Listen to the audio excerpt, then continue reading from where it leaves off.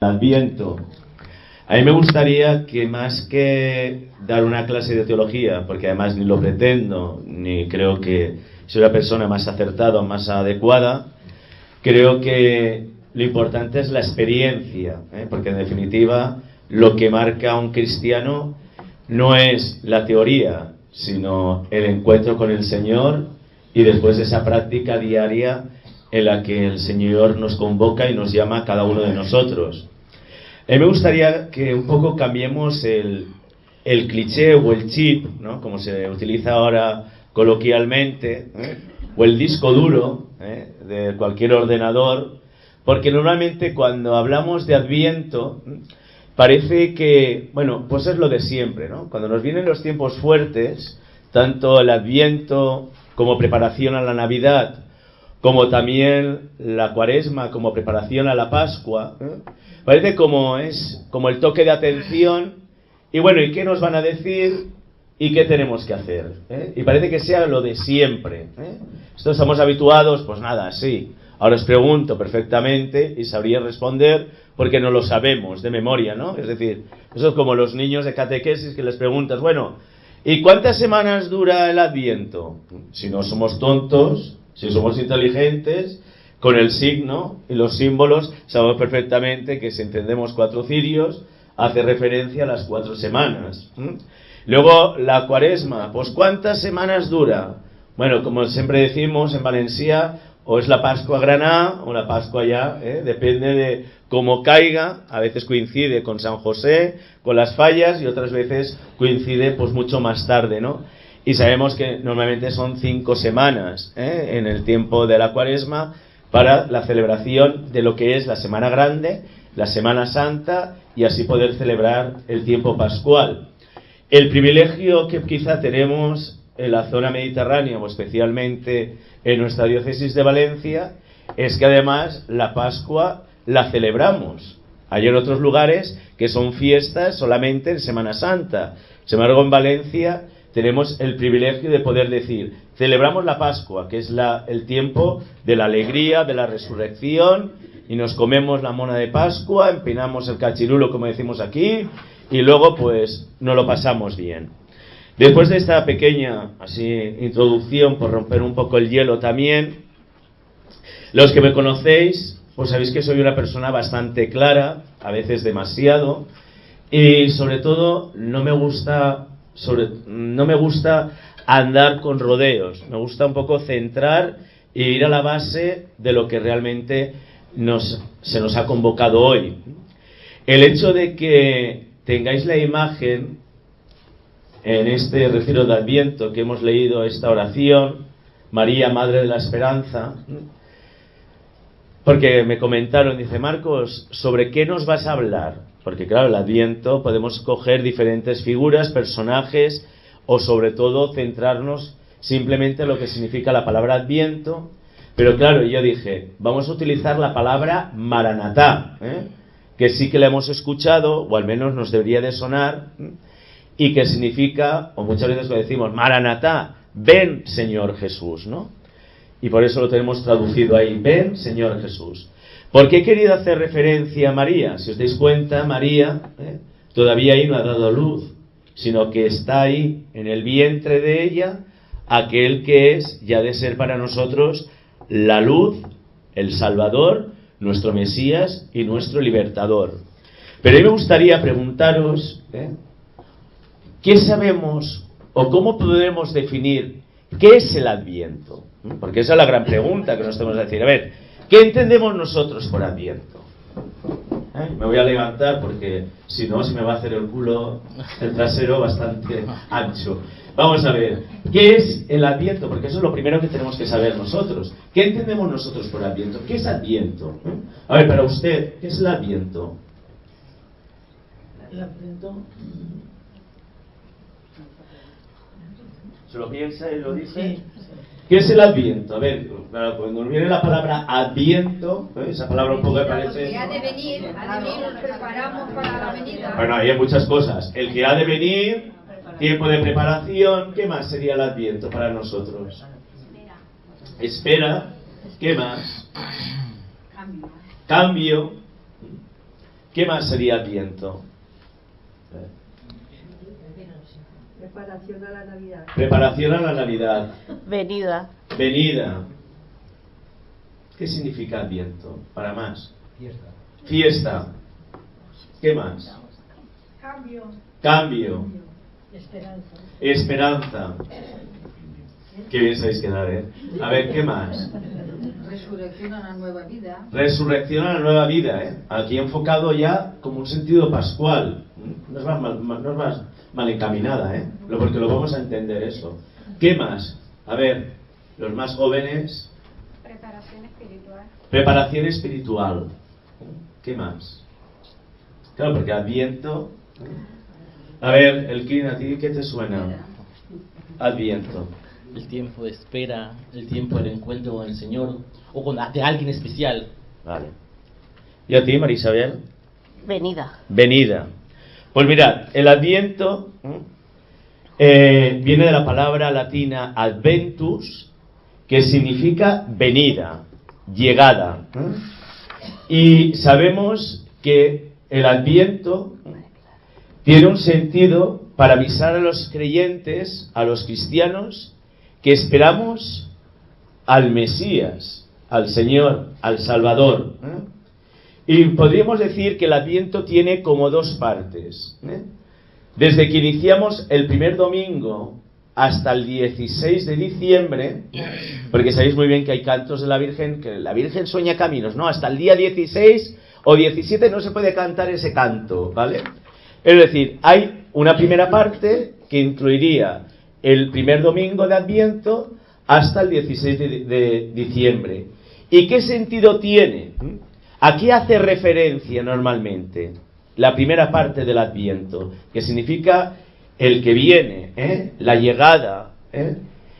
Significa, tiene un sentido escatológico. ¿Y qué significa eso de escatológico? ¿A qué os suena a vosotros eso? La palabra escatológica. A lo que ha de venir. ¿A qué? Al final, ¿no? Lo escatológico es el final de los tiempos, podríamos decir. Es decir, tiene un sentido escatológico, tiene un sentido mucho más trascendente, mucho más, mirar más hacia arriba, ¿no?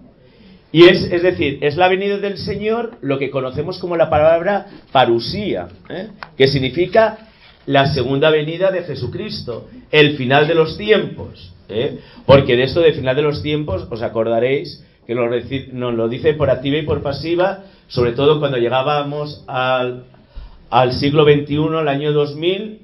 ¿Cuánta gente decía que se iba a acabar el mundo? Así, así. Y además estos que echan las cartas, que estamos habituados a escuchar, estos que son adivinos, te adivinan todo menos decirte el número de lotería que va a tocar el día 22. Es decir, te lo adivinan todo, es decir, como grandes profetas. Y la segunda parte incluiría, la primera parte, primer domingo hasta el 16 de diciembre, y hace referencia a la segunda venida, o sea, la venida del Señor al final de los tiempos. Y la segunda parte, ¿qué incluiría? Desde el 17 de diciembre hasta el 24 de diciembre, es decir, el día de la Nochebuena. Y es decir, ¿cómo es llamada también esta última semana, por así decirlo, las dos últimas semanas, desde el Adviento, desde el 17 de diciembre hasta el 24 de diciembre? ¿Sabéis cómo también se utiliza ¿con qué palabra se utiliza? Se utiliza la palabra Semana Santa de la Navidad. ¿A que no lo sabíais? Yo tampoco. Yo lo he aprendido ahora. Semana Santa de la Navidad. Por eso digo que no estabas mal encaminada, la que decía. Es como la resurrección, es decir, la Semana Santa es el tiempo de preparación para la venida, es decir. Pero yo os pregunto, y me pregunto también, ¿a quién estamos esperando? ¿O qué esperamos? Porque claro, aquí es muy fácil decir, bueno, el Adviento es un tiempo de preparación, hace referencia a la venida del Señor al final de los tiempos, hace referencia a la Semana Santa de la Navidad, es decir, preparar más explícitamente la venida del Señor en la Navidad, en la historia. Pero yo os digo, si nosotros ya no sabemos de memoria que Jesús va a venir, si sabemos de memoria que Jesús va a resucitar, eso no lo sabemos todos. Pero claro, ¿Qué de novedoso puede tener el Adviento para mí, para cada uno de nosotros, en este tiempo, en este momento concreto de mi historia? Porque perdonad que os diga, el Adviento de este año, ¿a qué es muy diferente al del año pasado? A que las circunstancias han cambiado. Es que veo a alguien que se puede dormir, por eso hago así. Es decir, el Adviento ha variado, es decir, mi persona ha cambiado, mis circunstancias han cambiado, mi situación personal en relación con Dios, con la Iglesia, con mi familia, en el ambiente que me muevo, incluso entre mis amigonianos, que estamos aquí, seguro que ha cambiado algo. Por lo tanto, el Adviento no puede resonarnos igual, o el tiempo de oración no puede ser igual al del año pasado. Y si es igual, preguntémonos qué es lo que nos está pasando. O es que, como les digo ya también, ya me están acostumbrando a ese lenguaje, o nos hemos convertido en cristianos de estufita, es decir, al lado de la estufa, qué calentitos estamos, a mí no me compliques la vida, a mí usted deme lo que me tenga que dar, como los niños pequeños, le ponemos el potito ese, con buena cucharita, además que no esté ni muy frío ni muy caliente, sino que esté tibio. Es decir, estamos siendo, o quizá nos debemos de preguntar si estamos cayendo en un cristianismo o en una creencia en el que solamente estamos mirando o viviendo del pasado. Porque entonces, ¿qué de novedoso va a tener el Adviento este año para mí? Es decir, si tanto hablamos de una iglesia que se tiene que renovar, por lo tanto, el que primero tengo que renovarme, el primero que muy bien decíais, tengo que cambiar, el que primero tiene que esperar, el que primero tiene que ser conscientes de que el que viene ha de ser y es buena noticia. Por lo tanto, tenemos que estar expectantes, tenemos que estar despiertos, tenemos que ser un poco coherentes y consecuentes. O quizá estamos esperando de nuevo un Adviento más en nuestra vida. ¿Sabéis lo que os pasa en Adviento? Esto es como aquel que dice, me voy a confesar, ¿no? Y nos llenamos de buenos propósitos. Bueno, esto de los propósitos, os lo digo porque se sugieren a los niños de catequesis y les decimos, bueno, a ver, ¿qué propósito tienes para esta primera semana del Adviento? Otro propósito para la segunda semana del Adviento. Otro propósito. Os digo, yo he hecho propósitos y no me sale ninguno. ¿O no os pasa lo mismo? ¿Por qué? Porque son irreales. Porque no aterrizamos. Porque todavía andamos en la teoría, en lo bonito, en lo nostálgico. Porque claro, a veces confundir el tiempo del Adviento en la Navidad con nostalgia no es justo. ¿Cuánta gente dice, no me gusta la Navidad? ¿Cuánta gente lo dice? Si falta un plato en la mesa, ya no está mi marido, ya no está mi hijo, ya no está mi hermano, ya no está... ¿No os pasa eso? Pues estamos muy equivocados. Claro, estamos muy equivocados. Porque si soy cristiano, estoy esperando que sea buena noticia.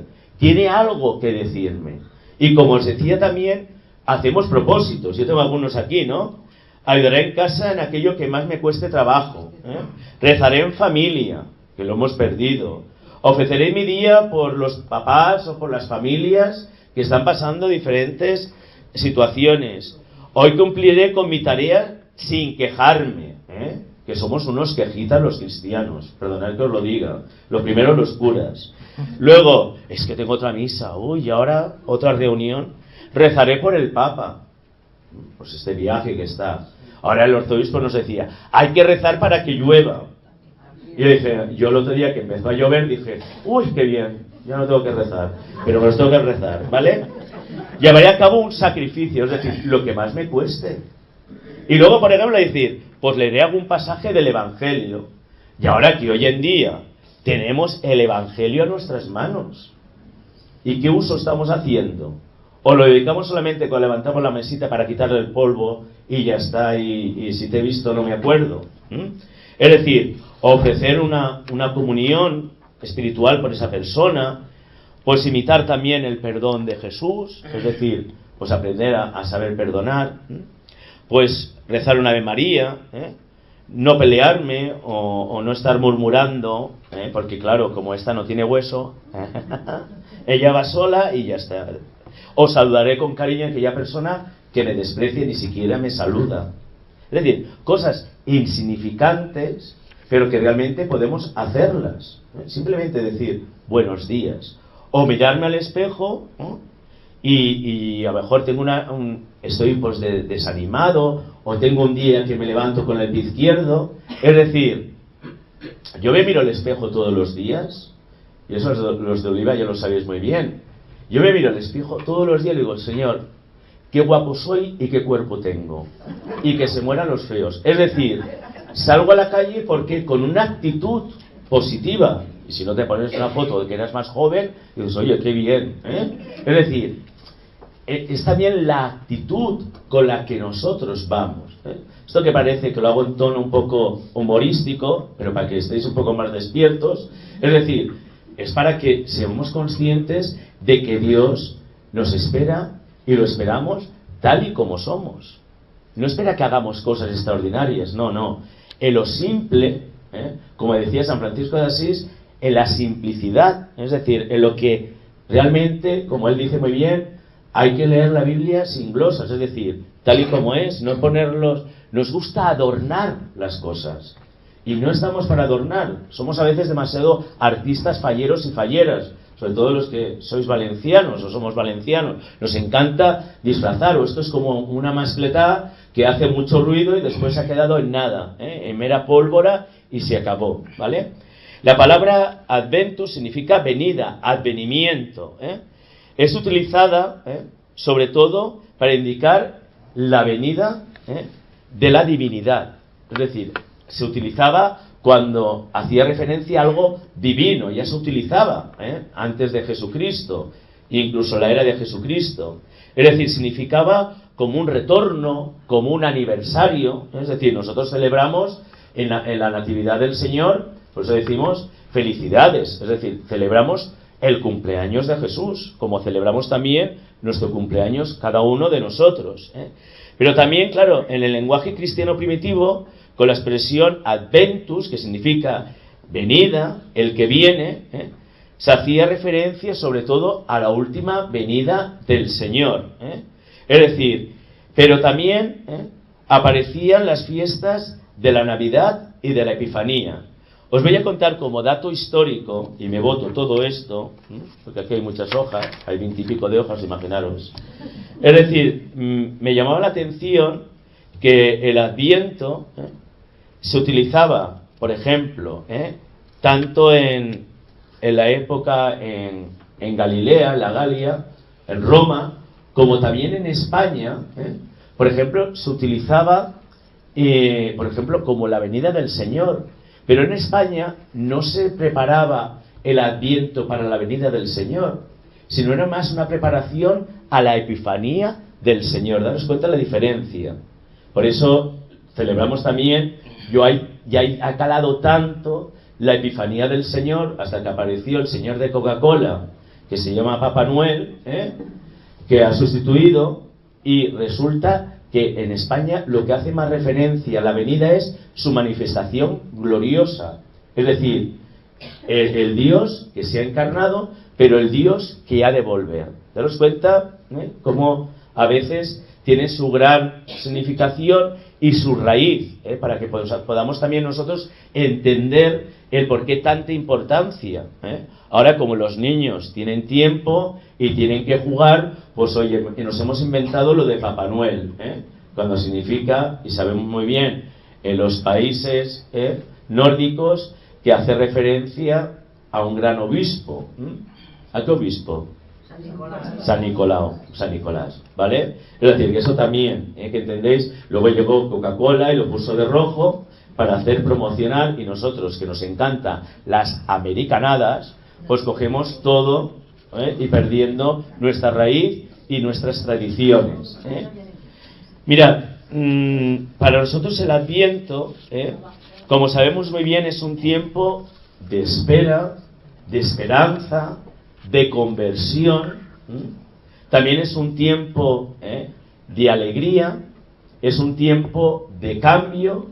Por eso os digo que muchas veces, y perdonad que os diga, ayer estábamos los sacerdotes reunidos con motivo del reencuentro sacerdotal que se está haciendo a nivel de toda la diócesis. Ya veremos cómo quedamos, si sacamos alguna conclusión o no.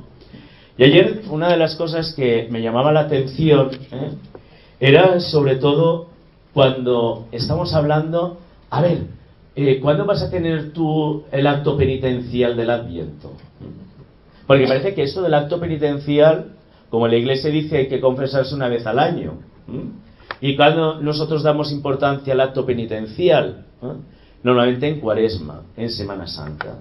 Y no nos damos cuenta que hay dos tiempos fuertes que la Iglesia nos pone, el tiempo del Adviento y el tiempo de la Cuaresma. Por lo tanto, tiempo de conversión no solamente es en el tiempo de la Cuaresma, sino también es un tiempo de cambio, como os decía anteriormente, en el tiempo del Adviento. Y claro, muchas veces decimos, no, yo hago un acto penitencial y no me voy a confesar. Es decir, otro sacramento que hemos olvidado y que quizá no hemos entendido o lo hemos convertido, perdonad que os lo diga, como la lista de la compra. Es como aquel que se va a comprar a Mercadona o a cualquier otro, no voy a hacer aquí propaganda porque no tengo beneficio de ninguno, ni nos financia ninguno, pero sí es verdad que parecemos los de la lista de la compra. Señor cura, tal. El otro día una chica joven, sin confesar, sacó su móvil. Digo, chica, ¿te vas a confesar? Dice, sí, pero esto lo tengo todo apuntado aquí.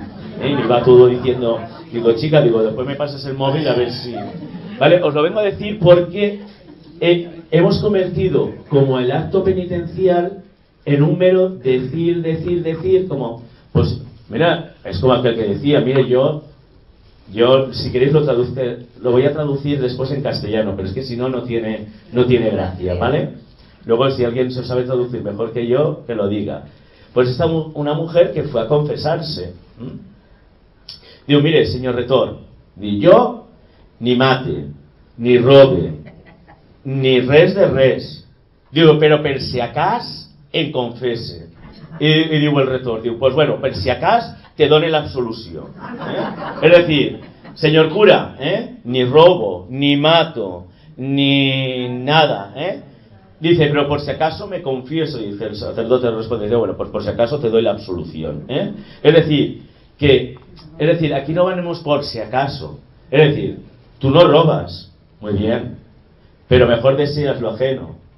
Tú, por ejemplo, no matas, pero con esta estás matando las 24 horas del día. Y más vale que te coja el tren de la una que la lengua de la persona que te está poniendo en el tebeo, porque el desconocimiento es muy grande. Es decir, hemos llegado a no profundizar en lo que hace referencia a lo que es el sacramento. Nos hemos quedado meramente, como decía muy bien, con la palabra, pero hemos perdido el espíritu de esa palabra. Y yo creo que es muy importante, sobre todo, no perder esa dimensión. Es decir, y la dimensión del Adviento, entrelazando, yo lo digo porque quería también dar un poco de empujón al sacramento de la reconciliación, del perdón, porque creo que eso lo olvidamos también ahora en el Adviento. Me gustaría que también tiene, como os decía, el Adviento tiene unas dimensiones, no solamente es hacer referencia al culto, es decir, como algo cultural, que vamos, celebramos la Eucaristía, celebramos los sacramentos, y aquí nos hemos convertido a veces en meros administradores de sacramentos. Esto parece que sea, mira, ven aquí a la tienda, esto es como ahora las tiendas de los chinos, que tienes de todo, es decir, y elige lo que a ti te apetece. Y vamos cogiendo, cojo ahora me apetece esto, cojo esto. Ahora como todo el mundo, pues los buffets libres, ¿no? Uno va eligiendo lo que quiere y coge lo que quiere y se sirve, ¿no? A su gusto.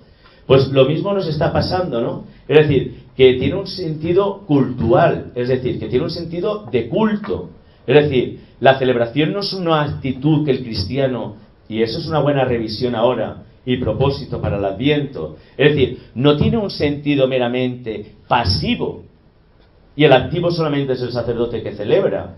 Aquí es activo para todos. Porque claro, a veces me hace gracia cuando leemos una lectura y acaba la lectura diciendo, por los siglos de los siglos, y todos, ¡amén! Pero chicos, es una lectura, luego va a decir palabra de Dios. Es decir, mecánicamente estamos utilizando o no somos conscientes, por ejemplo, la oración colecta. Colecta sabemos lo que significa, ¿no? Sí, lo del cepillo, ¿no? Que recogemos, ¿no? La colecta es lo que recogemos. Pues la oración colecta es lo que recoge, y hemos de estar despiertos en este primer domingo, es decir, ¿qué es lo que va a recoger? Es decir, como una síntesis, como si fuera todo lo que va a ir relacionado sobre ese primer domingo. Y a veces desconectamos al primer minuto. Imaginaros, desconectamos a la palabra de Dios, desconectamos en el sermón, desconectamos muchas veces y estamos pensando si tengo que echar el arroz, si cuántos hijos van a venir hoy a este domingo a casa, o estoy pensando la mona de Pascua, como solemos decir aquí también, coloquialmente. Es decir, el Adviento también tiene un sentido de culto, es decir, de ser conscientes de que esas oraciones, que es muy importante también poder leerlas. Ahora tenemos las redes sociales, es decir, quien no quiere es porque no le da la gana, pero tenemos muchos accesos ahora a cualquier tema de eso. Pero también tiene un sentido, no solamente cultural, sino también tiene un sentido escatológico. Es decir, nosotros sabemos que el Señor tiene que volver. Lo veremos o no lo veremos, pero lo importante es que el Señor va a cumplir su promesa. Y luego tiene un sentido, como decíamos también, ¿no? Espiritual. Es decir, es un trabajo que nos cuesta mucho. Yo a veces digo, no hay derecho, y ayer lo decían los curas, digo, no hay derecho que los sacerdotes algunos nos tengamos que ir revisando nuestra vida y otros no se revisen su vida. No estamos en igual de condiciones, ¿no? Pues yo soy muy peleón y muy quejita también, es decir, soy muy crítico, y los que me conocéis lo sabéis. Es decir, a mí me molesta el que un cristiano se esté trabajando, porque hoy, esta mañana, podría haber más gente, por circunstancias no han venido, pero por ejemplo, es decir, estas cosas no nos las podemos perder, pero ya no solamente por lo que nos tengan que decir, sino por el momento de encuentro, de compartir nuestra fe, que es lo que más nos cuesta, porque estamos en una sociedad individualista, en la que cada uno vamos a la nuestra. Yo tengo, esto lo sabéis, lo de, había unos juegos, pues uno decía, pues es mi misa, ya tengo mi misa, ya tengo mi confesión, yo, mi, y no es mi, es nuestra, que hemos perdido también ese concepto, ese lenguaje, ¿no? Y luego también, como os decía, tiene un sentido de esperanza. Es decir, cuando yo tengo esperanza o deposito la esperanza en alguien, en el Adviento, o por ejemplo, normalmente, en una persona que sé que no me va a fallar, o deposito esa esperanza porque sé que esa persona, o la que yo deposito esa esperanza, sé que me va a corresponder. Y muchas veces nosotros hemos perdido la esperanza. Es decir, hay gente que dice, bueno, ¿para qué? Pero si es más de lo mismo. ¿Para qué? Es decir, existe también podríamos decir, un desánimo dentro de nuestra iglesia y entre los cristianos. Hay muchas veces desánimo, en lugar de animarnos, de decir, oye, pues es posible y el Señor nos ha prometido que llegará. Y Él llega. El problema es que tú estés despierto, como nos dice este primer domingo. Estad despiertos, estad vigilantes, estad en vela, porque la hora que menos penséis va a venir el Hijo del Hombre. Y por eso es muy importante el poner toda la carne en el asador. Es decir, y nos da vergüenza muchas veces el mostrarnos tal y como somos. ¿Por qué nos cuesta mostrarnos tal y como somos?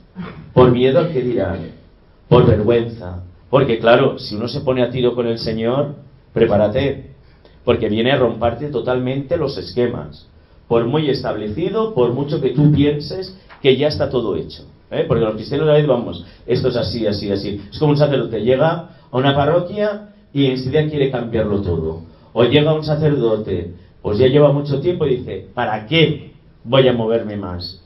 ya está todo hecho y ya. Es decir, ahí se produce el desánimo, la desesperanza, la desgana y todo. Y por eso es muy importante también que el tiempo del Adviento es un tiempo de esperanza. Y como os decía, como no, es un tiempo también en el que el Señor no solamente es el cambio, la conversión, que es un tiempo de conversión, es un tiempo de propósitos, es un tiempo de estar en vela, es un tiempo de esperanza, pero también es un tiempo de alegría. El Papa Francisco, lo habéis escuchado, lo conocéis, ¿no? Por lo menos, ¿os suena, no? El Papa Francisco, que ahora está de viaje, no sé si habrá vuelto ya, pero es un atrevido, es valiente. Pero lo de la alegría, él dice muy bien que él no quiere curas con cara de avinagres, y a veces yo diría, y más de una vez lo he dicho, que cuando estoy celebrando la Eucaristía me gustaría tener una cámara detrás y que se enfocara la cara a todos. ¿Es así o no? Sí. Porque ves cada cara que dices, Madre de Dios Santísima, ¿qué estará pensando? ¿Dónde estará esta persona? O realmente no se está enterando ni de la película. Es decir, nos pasa como a los discípulos, que pues, estuvieron mucho con Jesús y no se enteraron de nada, con todo el permiso y con todo el respeto a los discípulos y apóstoles. ¿Cuándo se enteraron? Cuando el Espíritu les sopló y ya vino ahí y les dijo algo. Y entonces a nosotros también nos ocurre lo mismo, es decir, que también el signo del cristiano es la alegría. No quiere decir esto de estar así, hola, ¿qué tal? Sonrisa profident, ¿no? Es decir, no, aquí estamos porque hay realmente una necesidad o porque realmente experimento esa alegría. Y esa alegría es la que contagia, es la que transmite, es la que dices, oye, vale la pena. Y por esta persona, como dice una gran famosa que lo sabéis muy bien todos, aunque digáis que veis la 2, dice, por mi hija mato. Ah, mira si lo sabéis. ¿Vale? Entonces es muy importante eso. Es decir, la alegría es el signo principal del cristiano. No podemos estar avinagrados, ni amargados, ni oye qué mal estoy, y quejándome, ay señor médico, me duele la pierna. Pues chica, pues cámbiatelas. Pues me duele tal, pues no. Es decir, que no vas a poder hacer nada, pero dentro de tu limitación se puede vivir esa alegría. Y eso muestra la esperanza, que hay un cambio y realmente estar despiertos.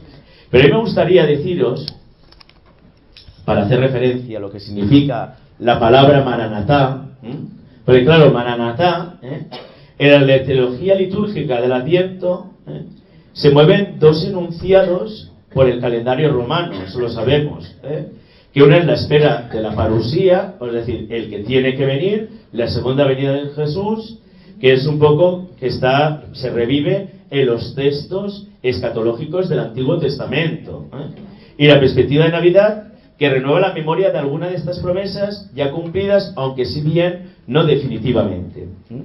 El tema de la espera, que es vivido en la Iglesia, con la misma oración que resonaba en la asamblea de los cristianos de la primitiva Iglesia cristiana. Es decir, la palabra el Maranatá significa ven Señor, ven Señor, o el Maranatá, que significa el Señor viene. Es decir, para que sepamos lo que significa Maranatá, el ven Señor o el Señor viene. Esto lo podéis recoger en los textos, lo recoge San Pablo en la primera carta a los Corintios, capítulo 16, versículo 22. Y también lo vemos, como no, en el Apocalipsis. Sabéis que el Apocalipsis durante esta semana, se ha notado que estamos ya en la última semana ya, y lo hace referencia en el Apocalipsis, en el capítulo 22, en el versículo 20, que se encuentra también en la Didaché, y en una de las exclamaciones de la oración eucarística. Todo el Adviento resuena como un Maranatá, es decir, ven Señor, el Señor que viene, en las diferentes modulaciones que esta oración adquiere en las peticiones, o más bien en las preces de la Iglesia. Y claro, cuando se ha hecho mención que se encuentra también esta palabra primitiva cristiana, Maranatá, se encuentra también en la Didaché. ¿Os suena la palabra Didaché? La primera vez, ¿no?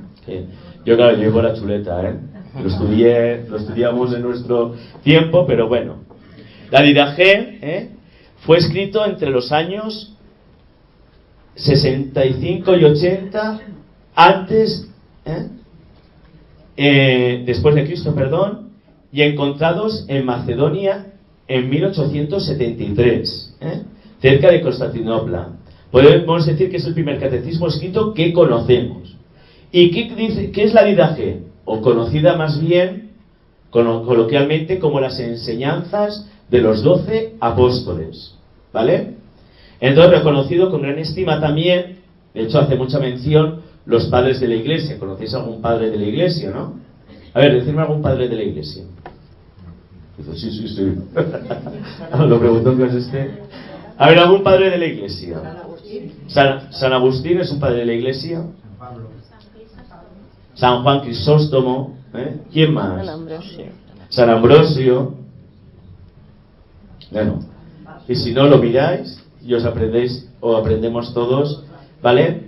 Y entonces sabemos por este documento cómo ellos interpretaban las enseñanzas de los apóstoles y cómo vivían. Solo hace referencia a los padres de la Iglesia, y codifica más que, a ver, lo que les pasa a los discípulos, estos escritos de enseñanza, porque Didache es una palabra griega que significa enseñanza, el que enseña, y enseñar es muy difícil, pero yo os digo una cosa.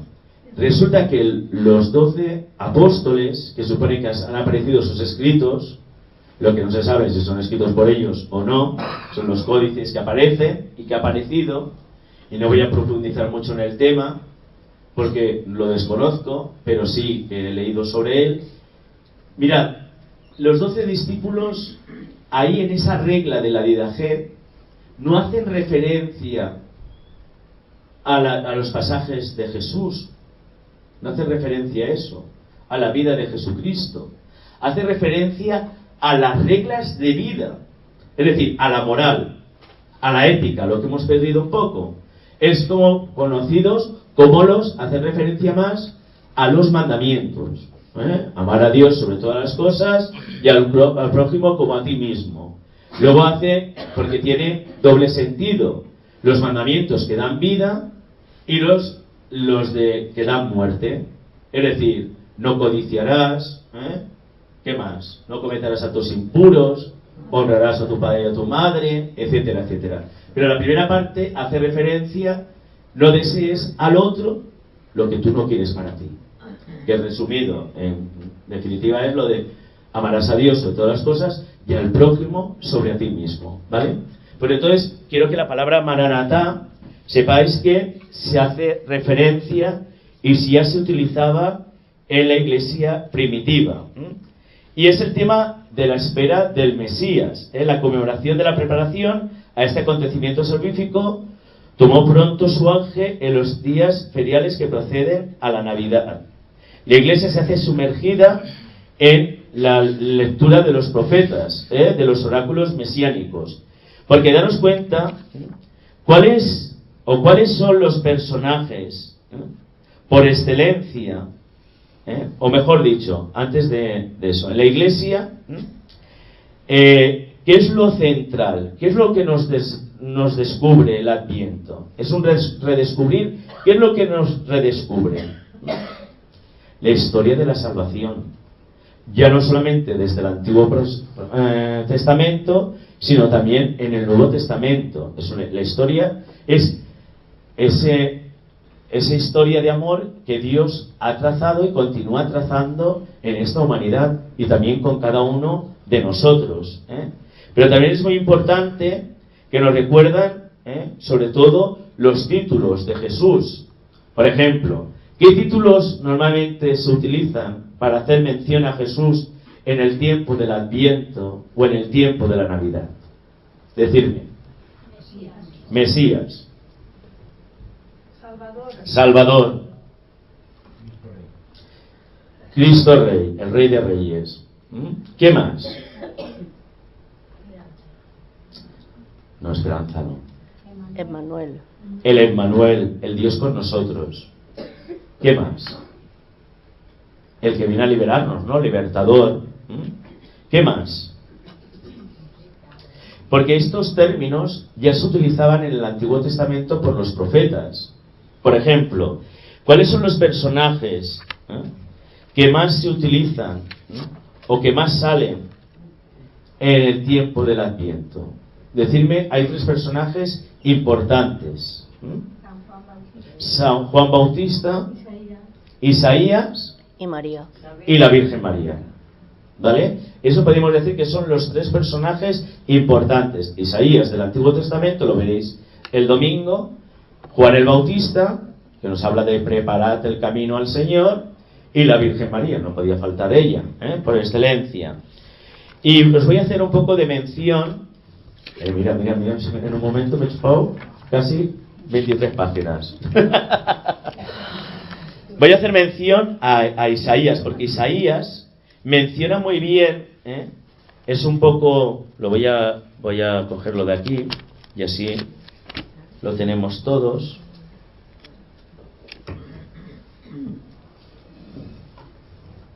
Bueno, ¿me vais siguiendo o vais mareando?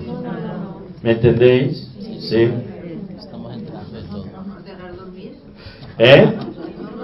No, hombre, claro, eso es la experiencia. A ver, por ejemplo, de Isaías.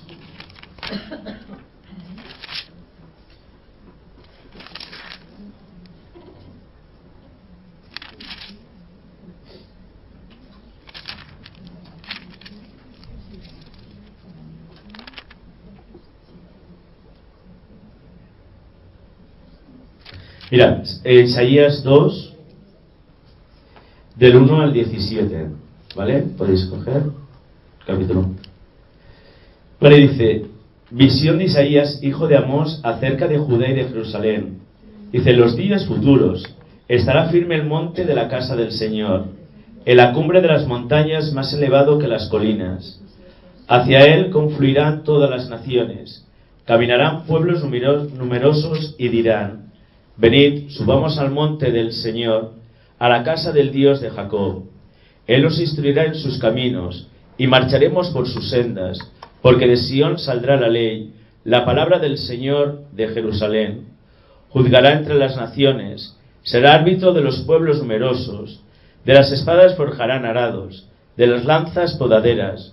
No alzará la espada pueblo contra pueblo, no se adiestrarán para la guerra. Casa de Jacob, venid, caminemos a la luz del Señor. Ha rechazado tu pueblo a la casa de Jacob, porque están llenos de adivinos de oriente y de agoreos como los filisteos, y pactan con extranjeros. Llenan esta su tierra de plata y oro, no hay límite para sus tesoros. Su país está lleno de caballos, no hay límite para sus carros. Su país está lleno de ídolos, y se postran ante las obras de sus manos, que fabricaron sus dedos. Después, también hace referencia, eso hace referencia al juicio final ya, si os dais cuenta, cuando venga, es decir, y luego también hace referencia Isaías en el capítulo 7, versículos del 10 al 17.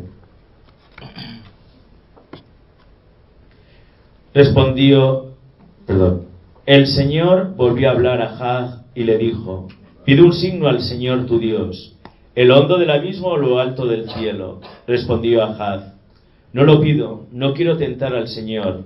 Entonces dijo Isaías, atentos, escucha, casa de David, ¿no os basta cansar a los hombres que cansáis incluso a mi Dios? Pues el Señor por su cuenta os dará un signo. Mirad, la Virgen está encinta y dará a luz un hijo y le pondrá por nombre Emmanuel. Comerá requesón con miel para que aprenda a rechazar el mal y a escoger el bien. Antes del que el niño sepa rechazar el mal y recoger el bien, quedará abandonado el país cuyos 2 reyes te infunden miedo. El Señor hará venir sobre ti, sobre tu pueblo y sobre tu dinastía, días que no se conocieron desde que Efraín se separó de Judá, vendrá el rey de Asiria. Si os dais cuenta, ya está haciendo referencia a la venida del Mesías. Él habla de la doncella que va a dar a luz. Y nosotros, en el Evangelio del primer domingo de Adviento, que nos habla sobre la parusía, es decir, ya sabemos la palabra parusía lo que significa, la segunda venida del Señor aquí. Y también el doble significado que hace referencia en Isaías. El Adviento deja constancia de este fenómeno propiamente bíblico, en que una doble realidad se significa por un mismo y único acontecimiento. El reino de Judá va a pasar por la devastación y la ruina. El nacimiento de Emmanuel, que significa Dios con nosotros, reconfortará a un reino dividido por el cisma de 10 tribus. El anuncio de este nacimiento promete, pues, a los contemporáneos de Isaías y a los oyentes de su oráculo la supervivencia del reino, a pesar del cisma y la devastación. Príncipe y profeta, ese niño salvará por sí mismo a su país. ¿A qué os suena lo que acabo de leer? ¿En qué oración lo leemos en la liturgia de las horas? Yo lo he dicho ya, pero bueno, da igual. Rezáis la liturgia de las horas. Cuando hay un cántico en la oración de las laudes, no se dice los laudes, es las laudes, es muy importante también. ¿Sabéis qué cántico hay ahí? El Benedictus. Exacto. Bendito sea el Señor Dios de Israel porque ha visitado su pueblo. ¿Qué más? Venga, va, dime el Benedictus. Todos, toda vez. Bendito sea el Señor Dios de Israel porque ha visitado a su pueblo. La puerta de salvación en la casa de David su siervo, según lo había predicho desde antiguo por boca de sus santos profetas. Es la salvación de sus santos profetas. Es decir, ya, los profetas. ¿Qué profeta es el anunciador de la venida del Mesías? Isaías. Y un profeta, ¿cuál era su misión? ¿Cuál es la misión de un profeta? Que nos hace falta profetas aquí, ¿verdad? Anunciar. ¿No hace falta profetas? Muchos. Anunciar. Anunciar. ¿Cuál es la misión de un profeta? ¿Anunciar qué? La venida del Señor. Era un anunciador. ¿Este era un iluminado? Porque ahora hay muchos iluminados, Hay gente que va y bueno, está iluminada. Yo a veces me resulta muy incómodo porque digo, bueno, pues si tú ya lo sabes todo, no hace falta que te diga yo nada. Si el Señor te ha iluminado tanto a ti. Normalmente es una persona elegida por Dios. Es decir, es elegida por Dios. ¿Y qué hace? ¿Y cuál es la misión normalmente de un profeta? ¿Qué hace ahí? Allá hay doble misión. ¿Qué es lo que hace el profeta? Transmite al hombre lo que Dios le ha revelado. Y tanto, es decir, y él hace de intermediario, por lo tanto, entre el hombre y Dios, entre Dios y el hombre. Por lo tanto, tiene un sentido tanto antropológico como divino. ¿Vale? Es decir, daros cuenta que es el que un poco, más que iluminados, se conocía como el que tiene una visión, ¿no? El que mira mucho más allá o el que ve mucho más allá. Es decir, nos hace falta profetas hoy en nuestra iglesia. ¿Por qué? Porque necesitamos una persona o alguien que nos dé una visión global o una visión en la que qué es lo que necesitamos en estos momentos o qué es lo que necesita nuestra iglesia en estos momentos. Necesitamos profetas. A ver, nombrarme algún profeta o que creéis que haya algún profeta de este siglo XXI o del siglo XX. Papa Francisco, Juan Pablo II, Juan XXIII, Teresa Calcuta, Pablo, oye, todos los papas, oye, qué gusto. Luis Amigo. ¿Quién más? Digo yo que penséis vosotros que son profetas. Que son profetas. Que sean profetas. ¿Y de nuestro tiempo? ¿Alguien más? ¿El padre quién? ¿Quién? El padre Narbona. Ah, ya. Hay anónimos, también profetas anónimos también hay, Mirad, necesitamos profetas, y eso es muy importante. Porque profeta es el que tiene una visión mucho más amplia de lo que uno puede ver, porque normalmente los cristianos lo que hacemos es mirarnos el ombligo y decirnos qué guapos somos y todo y ya está. Es decir, no, es saber mirar, oír mucho más allá. Por eso no podemos ser cristianos conformistas, como os decía, de estufa, acomodados. Es decir, no podemos estar esperando que otros vengan a resolvernos la papeleta. Porque si os dais cuenta, yo veo aquí unos colores de pelos preciosos, habéis ido a la peluquería, y claro, me lo vengo a decir porque unos, cuando el Señor dice que tiene contado los cabellos de nuestra cabeza, digo, uy, pues conmigo lo tienes muy fácil, Es decir, lo que quiero decir es que cada día nuestra iglesia es mayor, es muy mayor. Es decir, y lo que estamos hablando aquí, si salimos fuera, esto suena chino, pero mandarín, que tenemos que aprender todos, que es ya casi la segunda o la primera lengua oficial del mundo. Por lo tanto, quiero deciros que es muy importante el que nosotros nos empapemos de esto, ¿no? Y yo os lo quiero decir porque, sobre todo, Isaías, es un poco como hablamos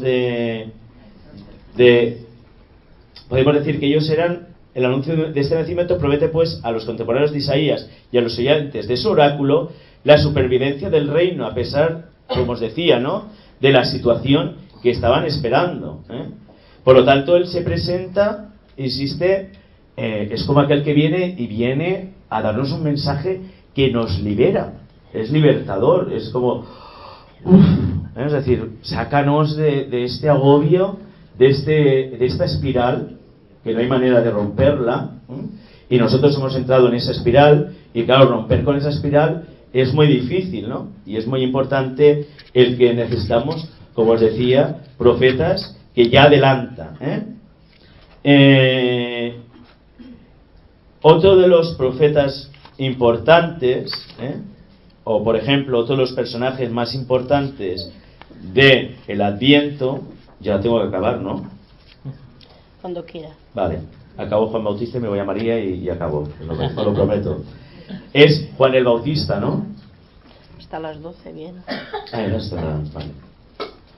Os voy a leer el anuncio del nacimiento de Juan el Bautista, y luego pues también, mejor os voy a leer, os leeré un trozo de este y luego el nacimiento de Juan, ¿vale? ¿Y cuál es la misión de Juan? Dice, capítulo 1 de San Lucas, versículos del 5 al 25. Bueno, lo voy a leer todo, simplemente es para que, ¿vale? En los días de Herodes, rey de Judea, había un sacerdote de nombre Zacarías, el turno de Abías, casado con una descendiente de Aarón, cuyo nombre era Isabel. Los dos eran justos ante Dios y caminaban sin falta según los mandamientos y las leyes del Señor. No tenían hijos, porque Isabel era estéril, y los dos eran de edad avanzada. Una vez que oficiaba delante de Dios con el grupo de su turno, según la costumbre de los sacerdotes, le tocó en suerte a él entrar en el santuario del Señor a ofrecer el incienso.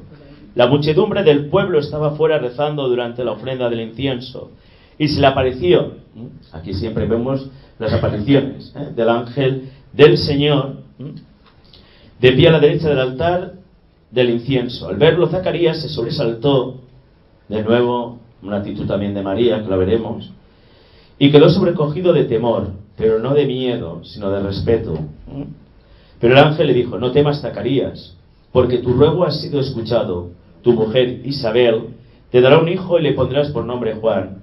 Te llenarás de alegría y gozo, y muchos se alegrarán de su nacimiento, pues será grande a los ojos del Señor. No beberá vino ni licor, estará lleno del Espíritu Santo, ya en el vientre materno, y convertirá muchos hijos de Israel al Señor su Dios.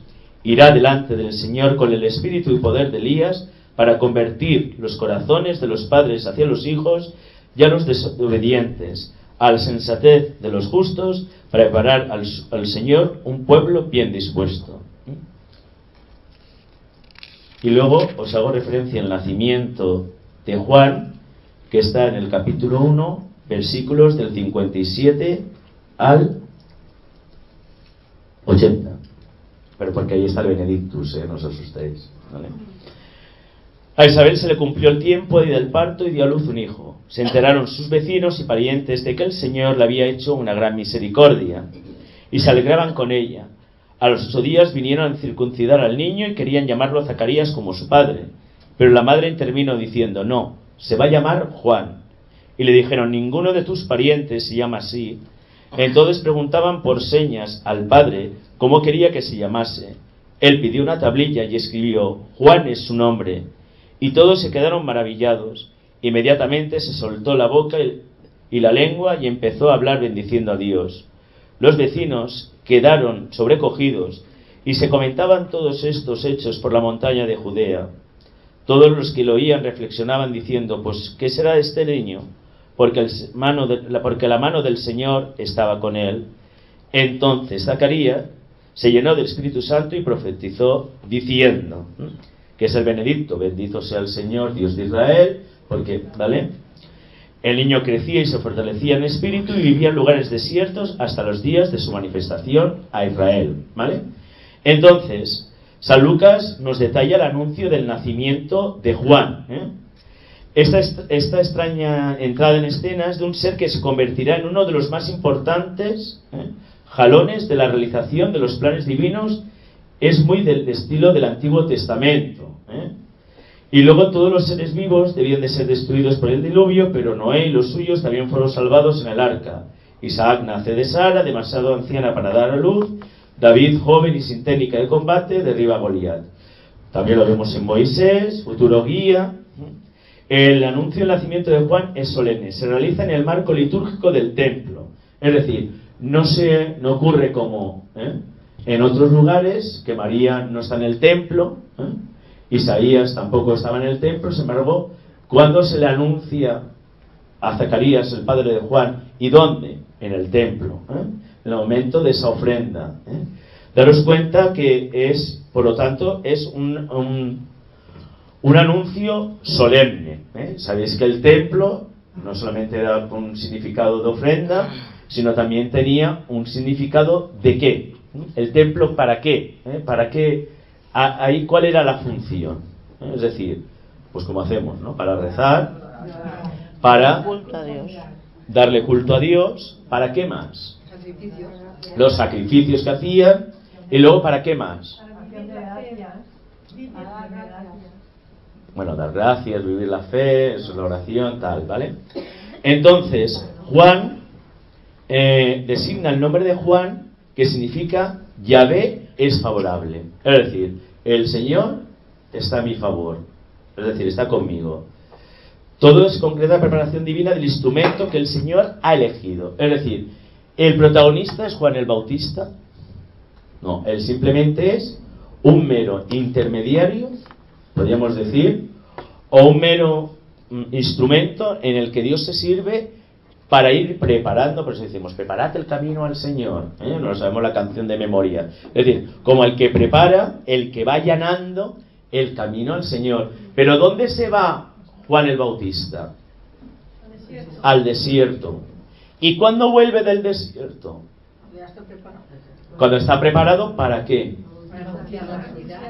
Anunciar la venida, pero también ¿para qué? Para bautizar a Jesús. Por eso se llama el bautismo. Pero daos cuenta, Juan tiene seguidores, tiene discípulos. ¿Y esos discípulos luego en qué se convertirán? No, bueno, en discípulos, seguidores de Jesús. Habrá sus conflictos, habrá sus... Pues esto es como todo, Yo es que soy del... Esto es lo típico, ¿no? Yo es que yo no soy del retor No, yo soy del otro cura, Es decir, o yo soy de esta iglesia, no, yo soy de la otra, Es decir, el yo, ese que está tan marcado y tan innato en nosotros. Su llegada no pasará desapercibida y muchos gozarán de su nacimiento. Podemos decir que Juan el Bautista es el signo de la irrupción de Dios en su pueblo.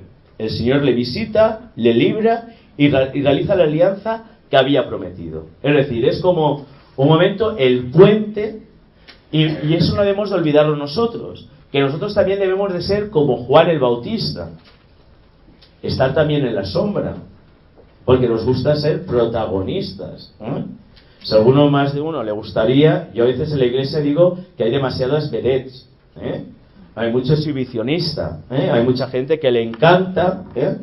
Yo, gracias a mí, hago esto, porque yo, mira, qué cartel he preparado, yo he hecho estos calendarios, yo, y no sabemos, es como, eso le ocurre mucho a los curas. Mire, yo hice el campanar, yo hice esto, digo, ¿y la placa dónde está? Tenemos que poner, algunos ponen placa, ¿no? Y el año y todo.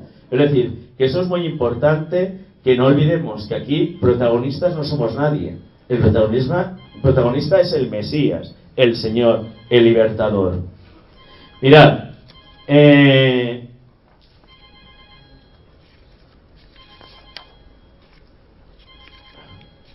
teléfono le está sonando a alguien, no sé yo. Vale.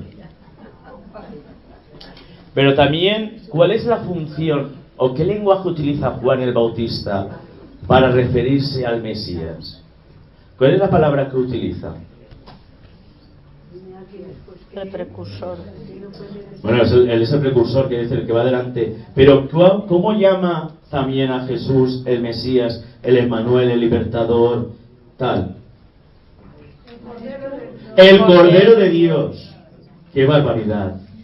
El Cordero de Dios que quita el pecado del mundo. Porque daros cuenta que Juan el Bautista, su misión era más tipo penitencial. Es decir, tenía un sentido más de conversión. Eso lo sabemos todos. Es decir, convertíos.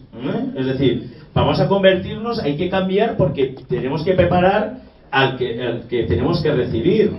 Es decir, tiene un sentido y al que hace referencia al Cordero de Dios que quita el pecado del mundo. Por eso no se os olvidará, ¿verdad? Y luego tenemos a la gran protagonista y principal, y finalizo, que es la Virgen María. Ahí está. Quizá María, que le hemos convertido por nuestras tradiciones cristianas, perdonad mi atrevimiento y mi respeto, en un idolito. Idolito, en un ídolo. En un idolito. Parece como que sea la intocable, la tal. Oye, además las vestimos, nos encanta vestir a las Vírgenes Marías.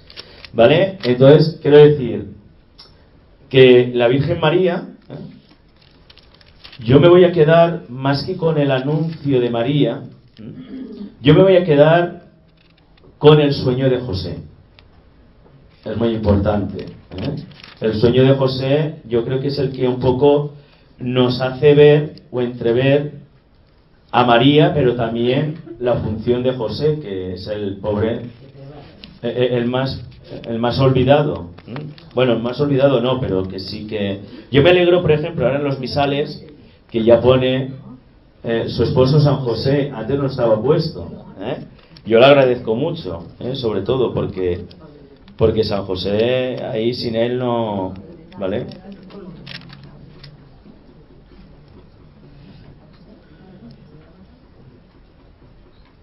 Bueno, a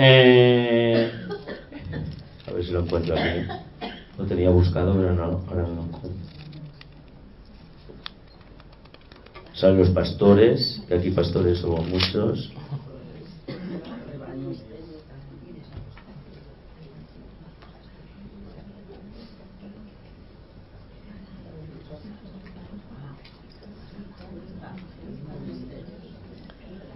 Bueno, como no lo encuentro ahora, no sé por qué, se me ha ido el santo, da igual.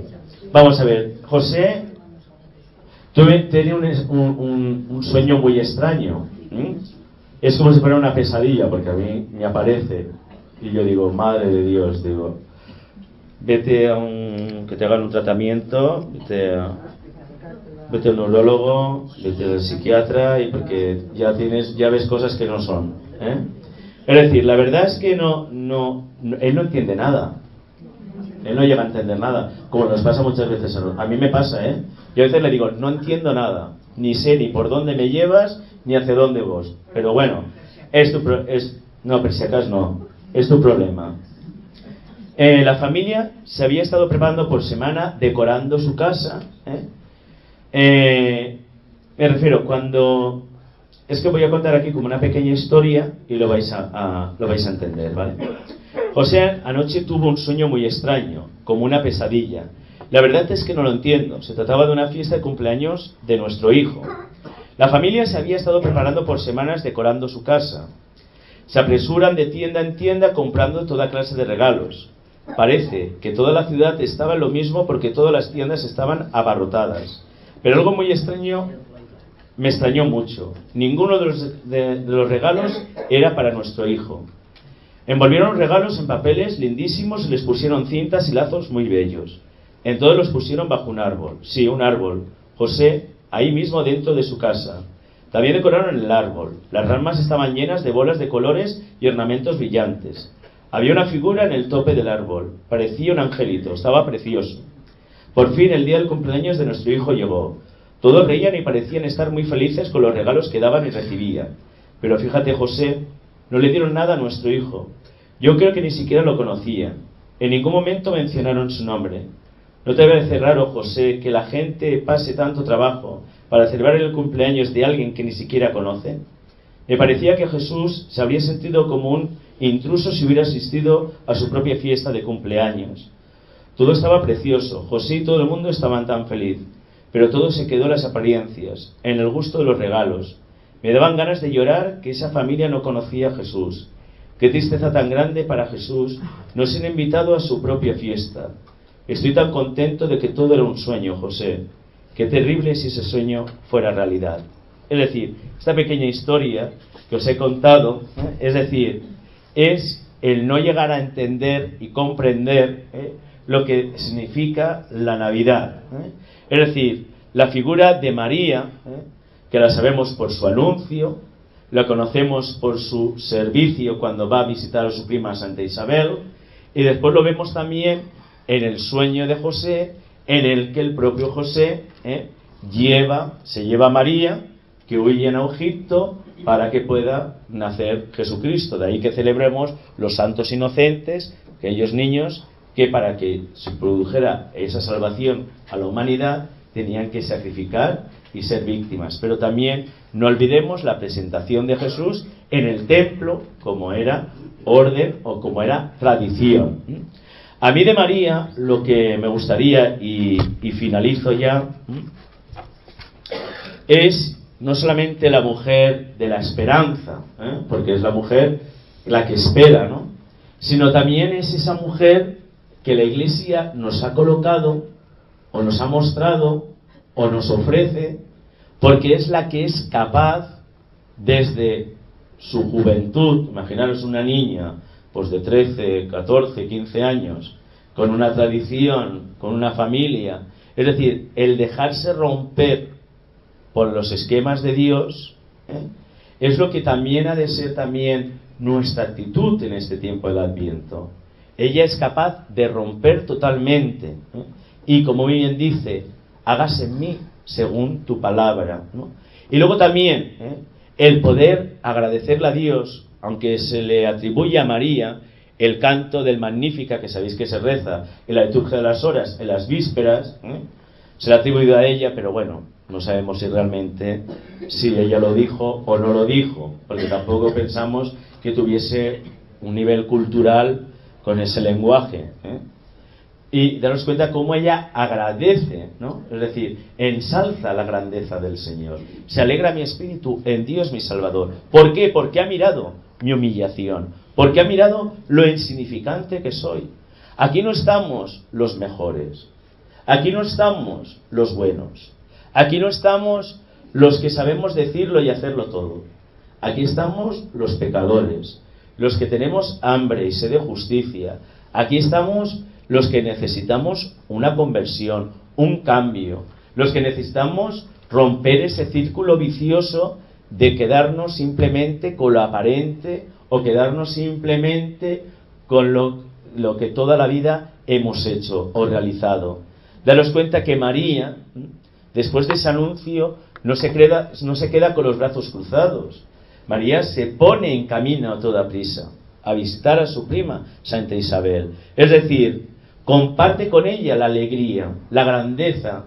Por eso muchas veces nosotros pedimos o exigimos milagros, o exigimos que Dios nos recompense con nuestras peticiones o lo que nosotros le pedimos, cuando Dios no. Es que a nuestro Señor le he pedido esto, oye, y no me lo ha cumplido, o no lo ha realizado, o quiero que me cure, o quiero... Es decir, a veces pedimos lo imposible, pero desde lo imposible todo es posible, siempre que sea desde Dios.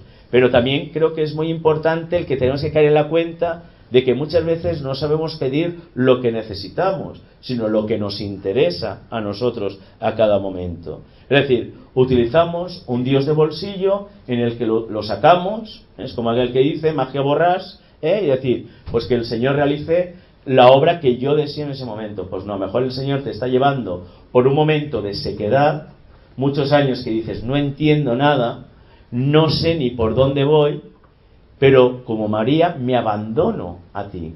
Es decir, esa capacidad de sabernos abandonarnos y dejarnos que Él nos vaya hablando, aunque no entendamos nada.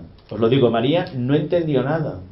De hecho, María, después de saludar a su prima Santa Isabel, que los niños saltaron de alegría, es decir, ahí empieza la misión de cada uno, ¿no?